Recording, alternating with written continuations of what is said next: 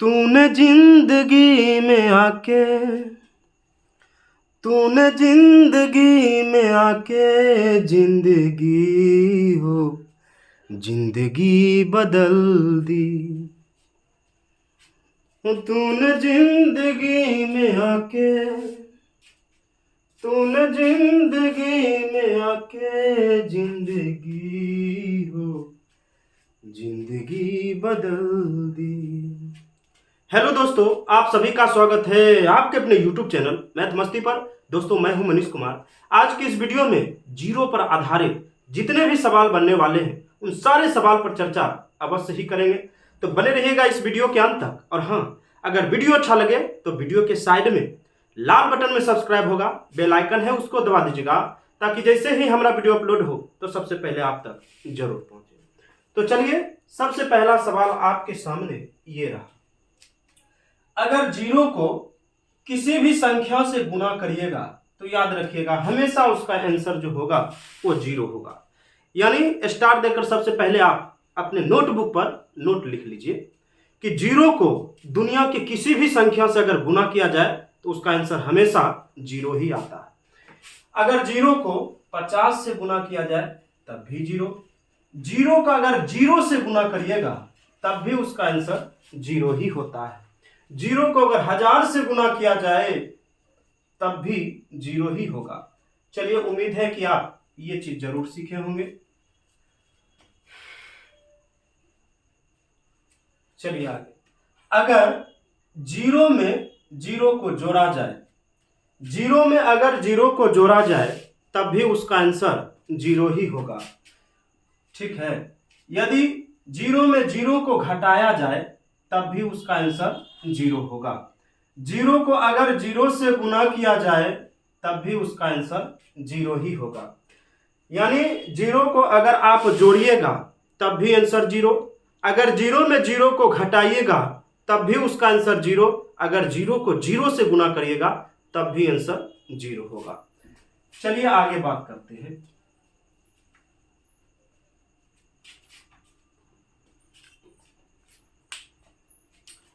आगे देखिए, अब किसी के मन में यह सवाल उठता होगा कि ऐसा अगर जीरो को जीरो से भाग दिया जाए तब भी जीरो आएगा। नहीं, बिल्कुल गलत हो जाएगा।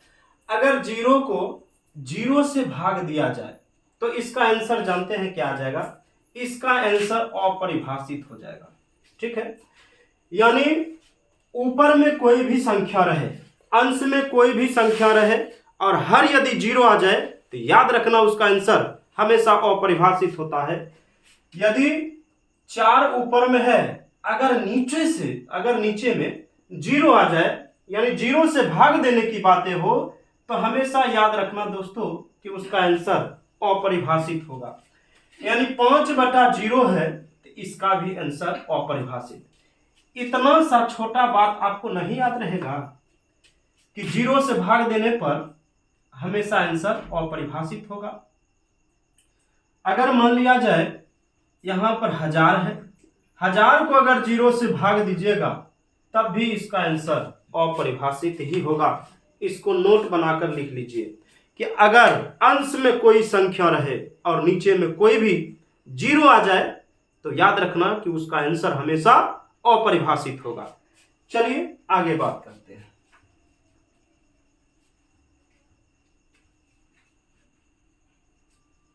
चलिए, अब यदि ऊपर में शून्य रहेगा और नीचे में कोई भी अंक रहेगा, इसका भी स्टार देकर पहले नोट लिख लीजिए कि यदि ऊपर में शून्य रहे और हर में दुनिया की कोई भी संख्या रहेगा, याद रखिएगा उसका आंसर हमेशा क्या होगा पता है? उसका आंसर हमेशा जीरो होगा। यानी इसका आंसर जो होगा वो आप जीरो कहिएगा। चलिए आगे बात करते हैं। अगर जीरो को 50 से भाग दीजिएगा तो उसका आंसर हमेशा जीरो ही आएगा। समझ रहे हैं ना? नीचे में कोई अंक रहेगा और ऊपर में जीरो आ जाएगा तो उसका आंसर हमेशा जीरो ही आएगा। चलिए, अगर 20 नीचे में है, ऊपर में जीरो है, बताइए आंसर क्या होगा? ऊपर में जीरो, नीचे में 50 दे दिए हैं, 80 दे देते हैं, तब भी बताइए इसका आंसर। 0/90 है, इसका आंसर बताइए। 0/1000 रहेगा, इसका आंसर बताइए। तो सब का आंसर क्या होगा? 0 होगा। इसका भी आंसर 0, इसका भी आंसर 0, इसका भी आंसर 0 होगा। तो उम्मीद है कि ये चीज आप जरूर सीखे होंगे। चलिए अब बात करते हैं आगे।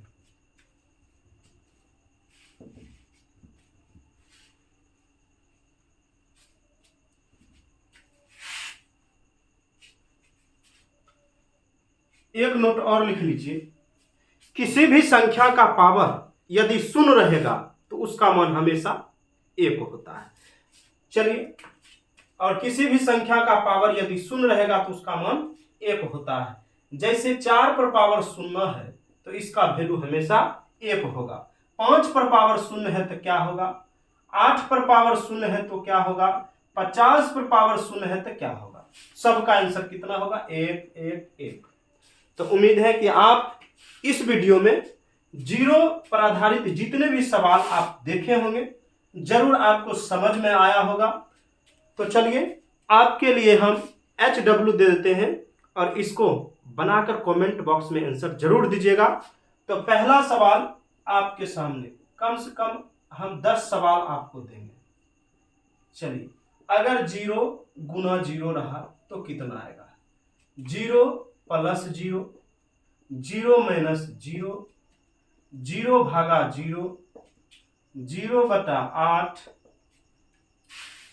10/0, 7 नंबर लिखिए, 20/0, 0/50, 9 नंबर, 4 पर पावर 0 माइनस 4 पर पावर 0 या 5 पर पावर 0 दे दिए। 10 नंबर, 4 पर पावर 0 गुने 5 पर पावर 0।